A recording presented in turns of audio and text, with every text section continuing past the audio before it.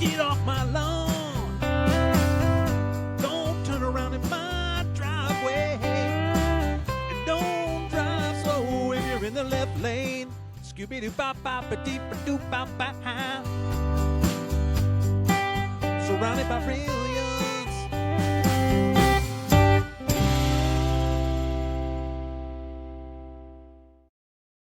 All right, welcome back to another episode of the Surrounded by Brilliance podcast.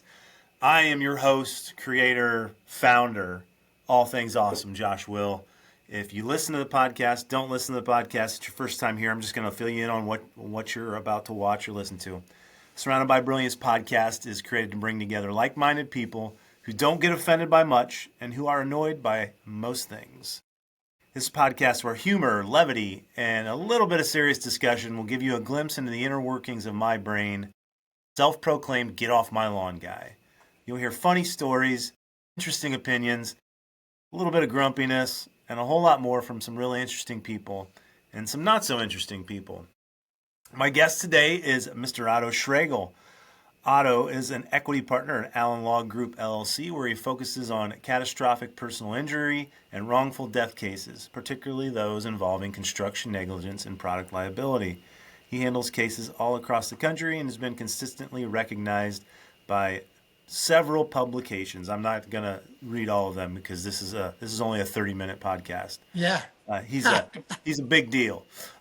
He's handled before becoming an attorney, Otto worked for years with the major IBEW Local 697 electrical contractor, gaining hands-on experience on industrial and commercial projects throughout Northwest Indiana. His deep knowledge of the construction industry led him to the chair of the annual Construction Litigation Seminar in Indiana, sponsored by the Indiana Continuing Legal Education Foundation. Otto and his partner have secured a record-setting pretrial settlement of over $37 million for a man injured in a construction zone crash, the largest of its kind in Indiana history. He's also obtained multiple 7- and 8-figure verdicts and settlements in Indiana and Illinois. Otto he received his bachelor's degree in psychology from, yep, you guessed it, Trine University, which, if you listen to this podcast, you know it's the OG Tri-State University. And then his law degree from UIC Law School, which was formerly known as the John Marshall Law School. So that's just a smidge of our guest, Otto Shragal. Yeah, right. So how are you doing, Otto? I'm doing great. It's good to see you, man. I follow you at least on the social media aspect as much as I can. And I started watching, seeing like you and Brandon, and then you see some of the other guys on there. And, you know, we're all so busy. It's so hard to follow and keep up with everybody. But honestly, man, it's you forget the relationships that you built with so many people from so many different states, areas, and it's heartwarming to see it, man. I know it sounds weird, but it brings back a lot of cool memories. No, I don't think it's weird at all. I regurgitate this same statement all the time, but it's because I have new guests and I feel it's important to say. But this was supposed to just be like, hey, we're going to talk about being grumpy and have fun. And we still do that on this podcast, but it's actually helped me reconnect with a lot of people who I spent a lot of time with and packed a lot of moments in that 4-year period that you're in school, right? And then, like Brent Niekamp talked about in his podcast, you do that. You're in it with those guys. You make those bonds and those relationships, and then you're done, and you all go your own way because you got to figure out what you want to do, where you want to go, what you want to do in life, and then unfortunately you get disconnected. But this podcast has been a really good tool to reconnect with people like yourself. So yeah, no, I appreciate it, man, so much. So Otto, what's going on in your life right now? Anything fun, exciting? I saw I believe you in the last few weeks or maybe the last couple of months, you were on some kind of trip, maybe a little vacation. I thought. Yeah, that was pretty crazy. I mean, well, trip first. My business partner and I were just talking about like some bucket list stuff, right? And I have a son, and my fiance has two daughters, and so you you tend to do all of your vacations, spring breaks, fall breaks, all around any type of beach, pool type resort type thing, right? And so, but you never really go do a lot of the outdoorsy stuff. And as you guys may remember, I mean, I am a really big outdoorsman. I mean, I'm from the region. I fish like crazy. And so I was talking with my business partner. He's like, hey, you ever you have interest in like bears? I'm like, hell yeah, I love bears. He's like, there's a polar bear migration going on in Canada. And so we're like, heck, let's just go. So we all jumped on a plane, went up there and seen those things out in the wild. And I Yeah. mean, it was crazy. I mean, to see them in a zoo, I don't want to see them in a zoo ever Right. again now after you see them out in the wild. And you learn so much. I mean, the polar bear population, it's in Churchill, Canada. Um, there's more polar bears that come into that area now than there are people that live there. Yeah. So yeah, it was pretty cool. It was definitely a cool experience and a, a pretty scary experience sometimes. I mean, you don't walk without like 6 foot without your guide who Right. has elephant-sized guns with him Yeah. up there. But it was really cool. Yeah. But beyond that, my putting work aside, which we all have to do, is I coach a baseball team that I started when I was like they were 8 and 9 years old, and now they're 13. And so that's been a really cool experience to try to instill in them, I guess, more of the old school mentality versus how a lot of stuff is now. And it's hard with parents, but our parents have been great. So, Yeah. grade requirements, responsibilities, reporting their own progress with workouts, all this kind of stuff, all the stuff that we had to do, Yeah. trying to do that. So, I mean, that's something pretty cool that I'm pretty proud of that I have been able to be a part of. Yeah. I think I told you this in a text or maybe it was on wherever it was, but I, I use Facebook to keep up with friends. And since I've started this podcast, I post about this and I'll post the other random occasional stuff, but I don't use it as much as I used to when it first came out, just because just busy. I don't have time. And when you step back, you're like, sometimes it becomes such a waste, right? Yeah. But what I always enjoy is like seeing friends and like they're now those friends' kids, yours for example, you always post about their baseball. And like it's just cool to see that stuff when you think about some of the garbage that's always out there on social media. It's actually Oh just stuff man. that's like it's important and it's cool and it's meaningful. So I always see that. So I'm glad you're talking about that. I also am glad you brought up the outdoor stuff because I know you're a huge fisherman, but you actually did not have that anywhere in your bio. And but and I think you used to, maybe you still do, you used to make your own lures. Yeah, well, I don't do them as much anymore, but I do that more for ice fishing. Okay.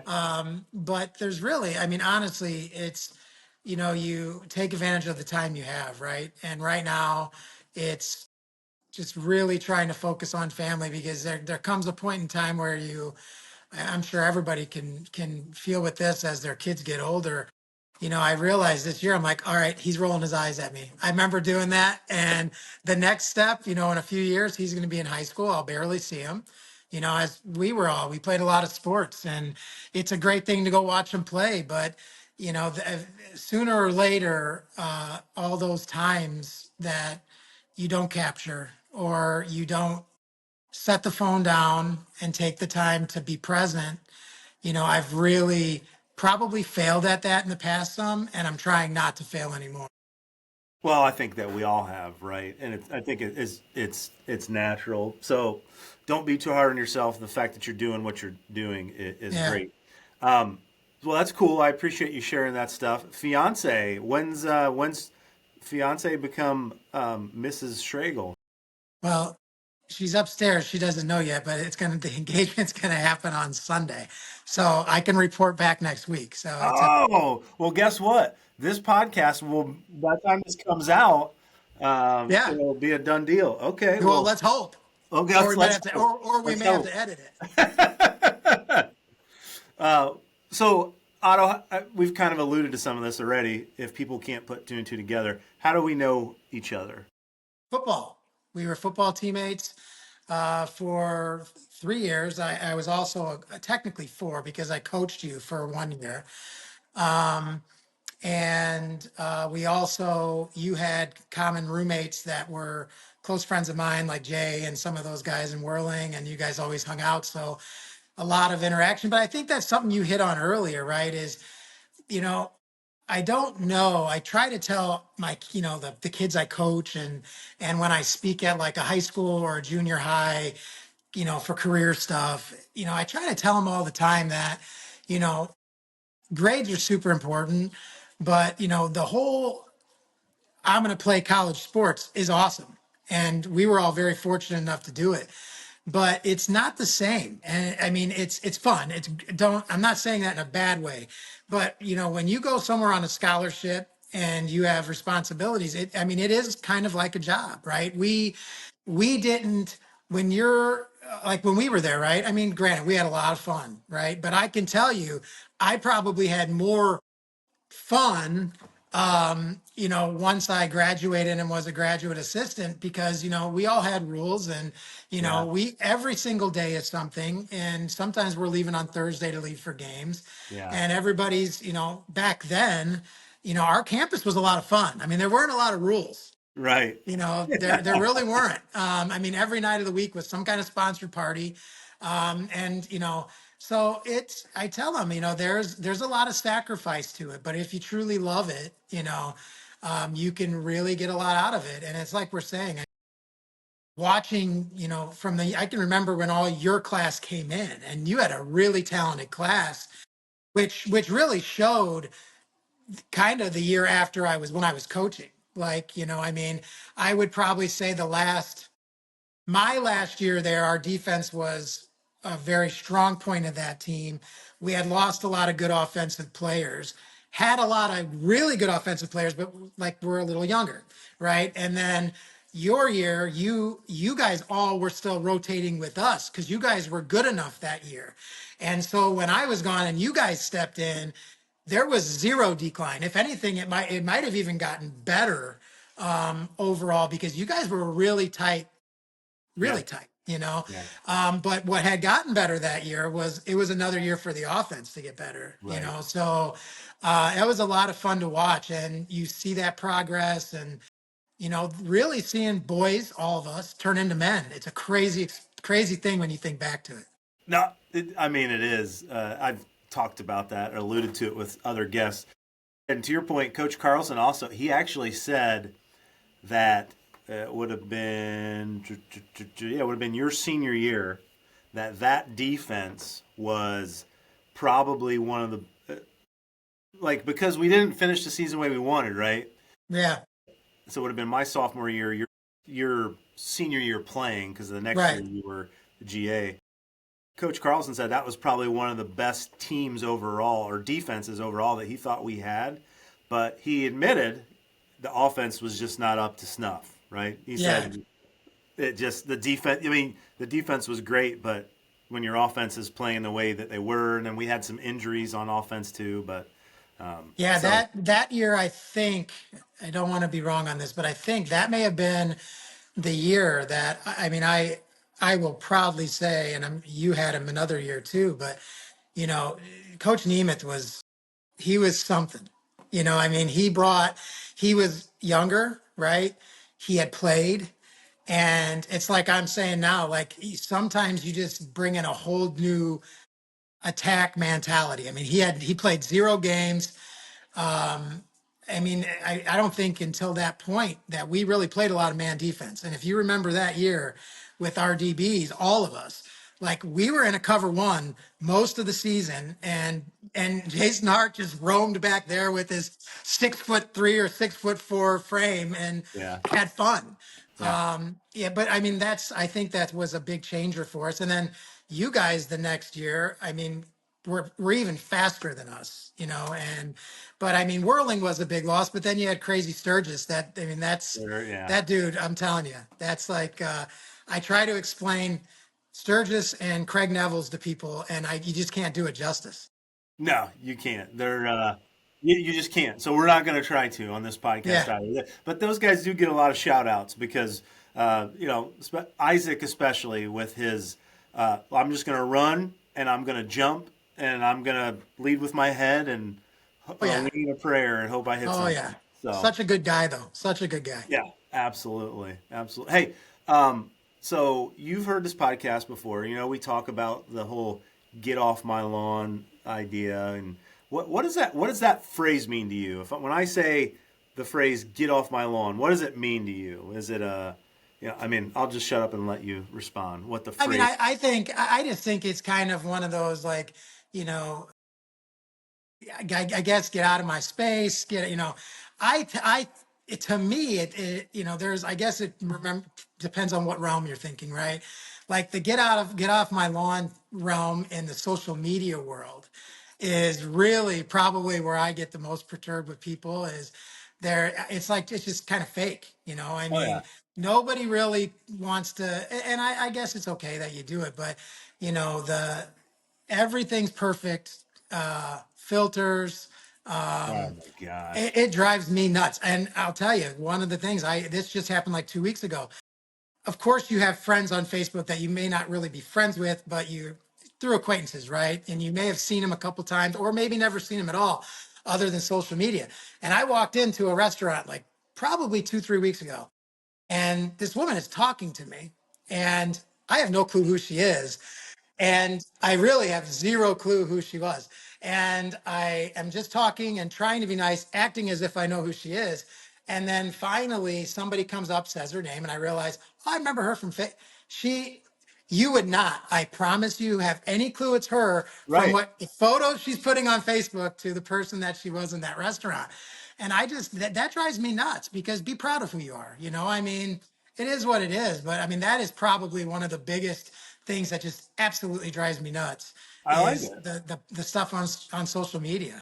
Yeah, like get off my lawn to you means just be original, be fake, and if you can't, get the heck out of my face and get away from Yeah, me. or be fake and just let everybody know you're fake, right? Yeah. But I mean, that's definitely a big pet peeve of mine.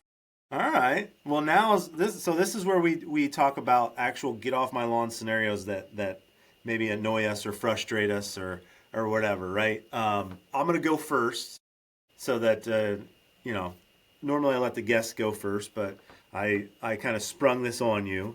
But so my get off my lawn, and if you watch the podcast or listen regularly, I never repeat any because I have this long list of these moments where you turn your head and you're just like, what are we doing, right? So mine this week is, and it's a little different approach on it, but I call it the dishwasher rule. And this is a rule that I believe I think I've created it, or I have created it, and I think it should be implemented. So if you start the dishwasher, I think you should be the one that unloads it, because this is what annoys me. There are people in my house, hopefully they're not listening, that they feel like they've done their duty by simply closing the dishwasher door, pressing start, and walking away, right? They have no intention of ever emptying that dishwasher, putting anything away. They just assume, all right, I started it, I did my duty, someone else can empty it. So, does it sound petty? Yes, it's petty. But that's the whole point of this segment, is to talk about things that annoy you, and sometimes they're petty. So people who do that, they start the dishwasher, walk away, and think, all right, I did what I needed to do. Yeah. The other part that we do, the other thing that we do here at Surrounded by Brilliance is, because that is petty, and I might be coming off as just a grumpy, annoying complainer, we like to bring everything full circle, and I always ask my guests to make that situation positive, or what can you take from it that's positive. So the positive that I would take from or learn from that situation would be, it's the opportunity to say, you know what, it's not really that big of a deal, Josh. If you are the one who has to empty the dishwasher, just empty it. Feel free to complain about it on your podcast because it's funny and people laugh. But at the end of the day, the dishwasher's still going to get emptied, whether it's you or someone else. So the positive Yeah. is we're just having fun. Or a positive that they at least did the dishes. Oh, bingo! That's good. That's way better than my response. Yeah, Yeah. that doesn't happen a lot here. Yeah, I get it. I get it. I get it. So that's Um, mine. Otto, what's your yeah, I mean, one? I think I kind of spilt mine a little early, but I mean, I think another huge pet peeve or gripe of mine is, giving people, right? I think that we all love to give and help when we can. But I also think that, the scenario of, hey, can I use your, and I'm making this up, can I use your snowblower? Sure. And they use it, they don't bring it back, or they do bring it back and they don't fill it with gas.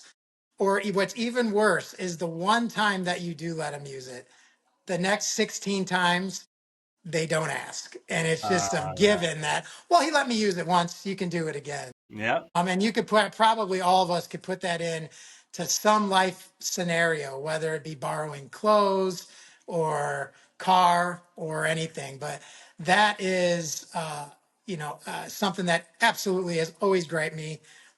All the way back to the college days when I had a roommate that used all my stuff all the time. But it's, again, I guess looking at it from a positive is that they know you're nice enough to let them do it. Um, and I don't know, I guess that'd be the only positive, but that is a big pet peeve of mine is when people just use your stuff without asking. No, you know what? That's actually that's super common, and I'm actually surprised that's the first time that's ever come up on this podcast. And It drives me nuts. Like it just does. Like all of us work hard for stuff, right? yeah, And then it's like, all right, well, I'll go use it. And then, and it's not just the point of what we pay for. It's just the point of like, at least ask, and yeah.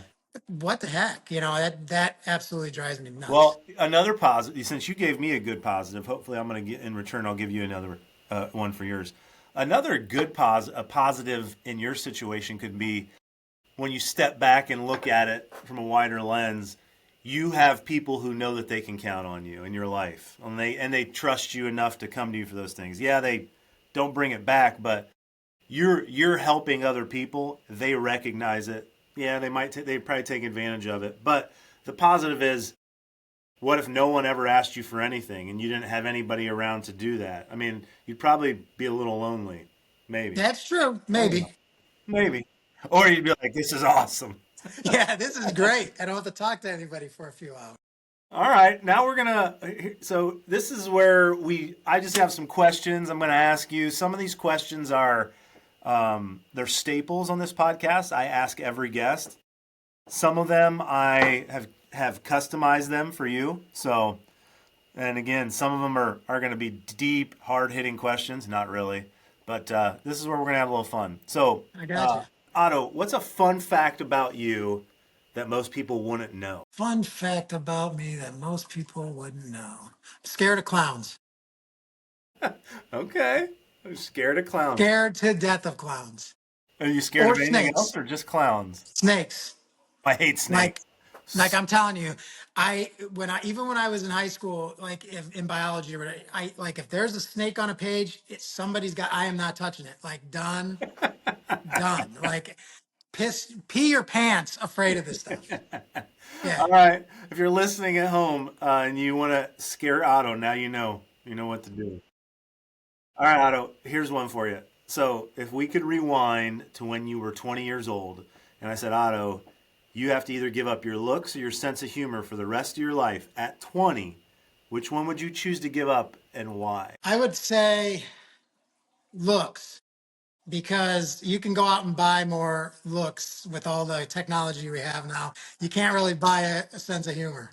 That's right. That's a different take on it. Normally, what people who pick the get rid of looks are like, yeah, you can get further with a sense of humor, blah blah blah. But you just straight to it. You're like, you can buy the looks if you need it. I You like it. can, man. I mean, just like I said, and there's a bunch of filters you can use too. So I like it. You're to the point and real. I like it. You're in your mid late 40s, correct? yeah, mid 40s. All right. What are you, 47, 46? I'm 46. I'll be 47. All right, so you're 46.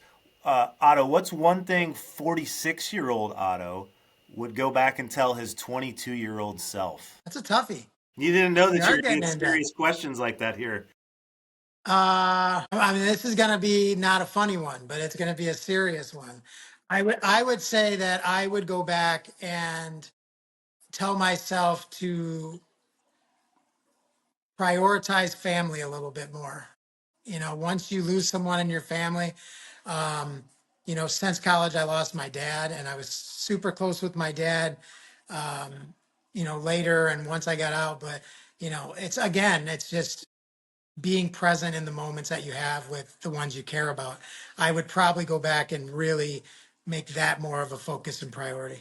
Yeah, no, that's a great answer. And what I've found on asking that question is, we joke around on this podcast, we talk about being grumpy, we do whatever, right? But I ask that question, and almost inevitably, it takes this serious turn because one, most people aren't expecting it unless you listen to the podcast all the time, and two, it's like this question, like, boy, what would I go back? And it's hard to just be like, haha, I'm going to think of something funny because inevitably people come up with something serious, and we hear a lot of, hey, don't sweat the small things, like don't worry about this, don't worry about that. But that's good. I appreciate your candor, and I think I know the listeners will too, so thank you for doing that. Yeah. So now, here's another one for you. You're an attorney. Did you always want to be an attorney? So I did always have an interest in being an attorney. My I always wanted to be a doctor. But if any of you remember me in college, I had to drop algebra like 3 times to because I was terrible at math. So that went out the window real quick. But I think there is a commonality in the fact of wanting to help people. And so, yeah, I mean, it was definitely a career path that I was extremely interested in. And but again, yeah, my ultimate goal would have loved to have been a doctor. Well, hey, you still got time. Yeah, right. It still takes math. And so in my world of litigation and personal injury, you just got to divide by a third pretty much, right? Right. You don't really have to do much math, but that was never my strong suit. So it was a barrier for me. So here's another one. If I remember correctly, this is just more of me asking a question and not even. I mean, it could just be yes or no. Didn't you play the guitar, or maybe you still do? Didn't you play I in a did. band back Nope. in? Thank God. You don't want me singing or playing in a guitar. Well, Bad news. I remember being at a party because I think you were I know you were in a fraternity. We were at a party and there was a band there, and I thought that you were up there playing within it. Maybe Not me. Okay. Well, Thank God it wasn't me. all right. Well, we're moving on from that question real quick. Yeah. Yeah. So, we talked about how we played football together at Tri-State, which is now Trine. You were also a coach. This is a question I just came up with last night, and I actually asked Kyle Chrisman because I interviewed him last night. And if you don't have anything specific, that's fine because we all get very forgetful at times. And at the end of the day, sometimes you remember the friendships, you don't necessarily remember the stuff on the field. But if you could go back and change the outcome of one specific play in your college career, what would it be, and why would you? And what would the outcome? What would the difference or the change be? Well, I could tell you right now. It's still, I mean, it was last game, my senior year. We were all there. We were playing in Canton against, I think it was Malone, and we win. We probably get an at-large bid into the playoffs. And I probably had one of the best games I had coverage wise, tackle wise from the safety position, but I dropped like 3 picks, one of which was a comeback that hit me square in the hands off my face mask that would have Oh been no! straight to the house, and I dropped it. And so I single-handedly definitely contributed to that loss. That would have no doubt about it, would have changed things because I don't remember what the score was, but it was extremely close. Yeah. And it was one of those wins that would have put us at least into the playoffs. So that's something that is definitely a play I would go back and change. Okay. Yeah, when Kyle and I were talking about that last night, we he talked about we talked about a couple things, but then we ultimately were like, there's no point in dwelling on it. But it was just I thought it was an interesting question for a couple of reasons. One, can you remember the specifics? And if you can remember a specific situation like that, it probably is it's still hanging with you in some aspects, right? Oh, yeah, 100%. So, Yeah, I mean, I think it's just like we talked about earlier, right? I think you only kind of talked about earlier. One thing that I try to pride myself on or tell people about or say is, you're not going to get better from the things that you succeed at. You're going to get better from remembering the times you didn't and figuring out how you deal with that or how did I deal with it or not, yeah. so that the next time you fail it doesn't happen again. And so I mean that's something that eats at me. It doesn't, I shouldn't say that. It's something I'll definitely never forget. Yeah. It ate at me for a while, because I let all you guys down, but I think that's part of life, right? And I think that's part of playing sports, and especially playing college sports, is that's what gets us all ready for to be the people that we are today. Yeah. Well, you didn't let us down. You didn't let anyone down because I don't have the tape here in front of me, but I guarantee you I could go back and watch that tape and find probably 10 other opportunities where someone or the defense or the offense could have done something differently. Yeah. So, You always can. Do you remember? I think that was even the game that we had a bad snap, and like I think Steck Schulte like picks up the ball, like you know how he was. Like I mean, he was a super smart guy, yeah, right? But he really just really knew like the game. Like I remember it, and I think that's the game. Bad snap or the punter drops the ball. He picks up the ball, starts running to the sideline, and punts it. And he's not the punter, right. and he punts his ball, and it went farther than we typically punted the ball. I mean, he was that kid that could do everything, and anything he did it like extremely well. Fun fact, when I asked Steck, when I interviewed him on this podcast, and I asked him about like the play that he remembers the most, that's the one he brought up. Yeah, I mean, I'll He's never like, forget I that. punted it in a game, and I didn't remember it until he brought it up. I'm like, oh, okay. But he's like, Yeah, he sure as hell punted it, and I mean, and we had a good punter anyway. But I mean, I don't know how the hell he did it, but nothing surprised me with Steck. he, you know, he and Eric Hensel and I have a text thread, and he's like, Hensel will both try to antagonize Steck because you kind of like softly tell him he can't do something, and then he's like, oh, I'll do it. Yeah, We get this video. Steck, I know you're going to listen to this. We get a video. Hensel said something about, yeah, Steck probably still pretending he's like doing the combine workout and trying yeah, to throw 225 up for so many times. Like just a little jab. Steck sends Hensel and I a video of him. He's like of him at his local YMCA with 225 on, just repping it out. Just so, I will. I'll tell you that he was a great guy. We were really fortunate. We had a lot of really good defensive backs, not only athletically but just character wise. yeah, Yeah, we were pretty fortunate. yeah. Well, here's actually the last question I'm going to ask you, because you kind of just gave an example of a specific play that didn't have the most positive outcome, right? That you in your mind, but so I'm going to ask you to name some of your favorite memories on and off the field at your days at Tri-State. I think there's a lot. I would say I don't know. I know you guys were all there, but I think we were one of the first groups that we were all close enough. We weren't even in the same fraternity, which, the fraternities were, they're different houses. Everybody, that, but I don't know if the listeners do. But typically in those realms, the houses do stuff for seniors, senior kegs, and individuals do senior kegs. And I don't know if anybody did it after us, but our senior kegs, if you remember, were like me, Whirling, Hart. I mean, and they were held at like in between the two fraternity houses by the volleyball court back then. And that was pretty rare. I mean, typically, I mean, it just goes to show you how close everybody was, whether you were part of a fraternity or not. So that's a really good memory. I'll never forget that party that we had there. I also really enjoyed a lot of the bus rides, Yeah. to and from games. The Yeah. shit that would go on there was crazy. A lot of fun, and staying at the hotels, and Jason Hart and I roomed together the whole senior year on the road, and that's when you get the third person, because you sometimes get the another person in the room. And I just remember that we neither one of us were very nice about sharing beds, that so that was but traveling with you guys was great.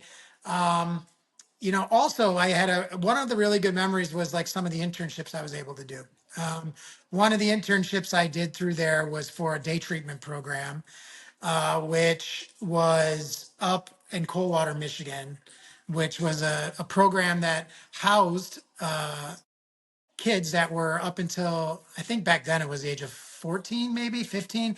But these are like really, unfortunately, really bad kids that are getting ready to go to jail, right? Yeah. And they can't go to jail because of their age. And so it was a really cool experience. I did it once as an internship and then stayed on. And we were fortunate enough that our football coaches let me do it, Okay. because I would have to work out sometimes outside of team workouts. But to see how fortunate I was, and Yeah. to try to instill some of the things that I had instilled in me and these kids when they really didn't have much to look forward to. So I know it sounds weird that that's a positive, but it was a really cool experience that I would never ever trade in. That school was able to give me. Well, I'm sure that experience only reinforced your desire and that push to want to help people in some way, whether it be as an attorney, using the law to help others, or your initial goal of being a doctor. So, I'll say this as we finish up the podcast. A lot of that really just speaks to the kind of person you are, Otto. It, you I know, don't know about that, but I think well, it does. It does. Because here's what I'll say. You were a really good teammate. You were a really good coach when you were doing your GA, your graduate assistantship there with Coach Nemeth. But one of the things I remember most about you is you were always very kind. You were always willing to help. I remember as coming in as a freshman. I mean, you come in as a freshman, and we had a big class, like you said, but you get there and you're like, okay, this is grown men playing football. I mean, yeah, it's bigger. and It's a totally different deal. you get there and you're like, oh shit. You're like, yeah, we're not tackling guys from small school Ohio anymore or whatever. Yeah. And you were always very helpful. Like, guys haze and stuff, and you bust chops or whatever.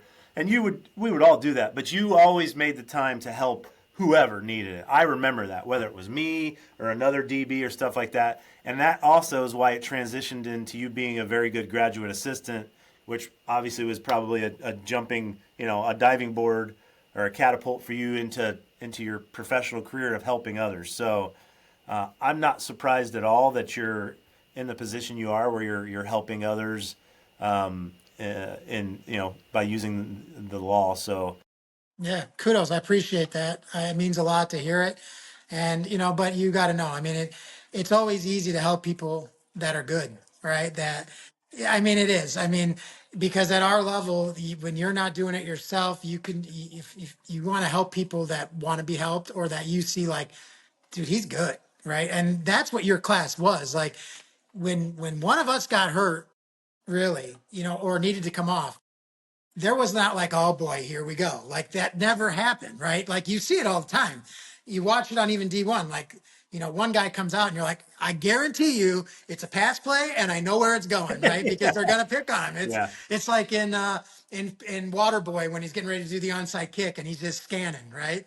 And I don't want to say what he says, but I think we yeah, all know what he does, right? But no, I mean, it was a pleasure to meet you guys, play with you guys, and to, honestly, very fortunate to consider every one of my teammates friends. Whether or not I see them or talk to them all the time, I guarantee you it wouldn't take long to catch up, because that's what's easy to do with friends. Yeah, well, that's what this is, right? Like the people who I haven't talked to in a long time. Prime example here, last night with Kyle Chrisman. Yeah. Okay, I haven't talked to you in forever, but once we start talking, it's like 22 years ago. So Yeah. Yeah. It's pretty crazy. I do have a suggestion for you. go, give it to me. You got Chrisman. Now all you got to do is get Isaac and put both of them on the podcast. And I bet you every alumni from our football team would watch that one because those two were crazy. The problem is though, it's not a bad idea, but the problem is when you have multiple people on this podcast, you have to actually take turns because the way it records, if you crosstalk, it starts block it like stuff gets lost and you can't understand them. And there's no way on God's green earth that I'm going to be able to be like, all right, Isaac, you let Kyle respond first and then you can respond. Do you really think right. Isaac's going to be like, okay, I'll do that, or Kyle's going to? No, they're just No, that wouldn't happen. But hey, I'm telling you, that would be a great podcast. Well, I'll see if we can make it happen. I have not talked to Isaac as long as I haven't talked, as long as you and I haven't talked. So yeah, well, it's never too late, right? We'll see. We'll see if we can get it done. Yeah.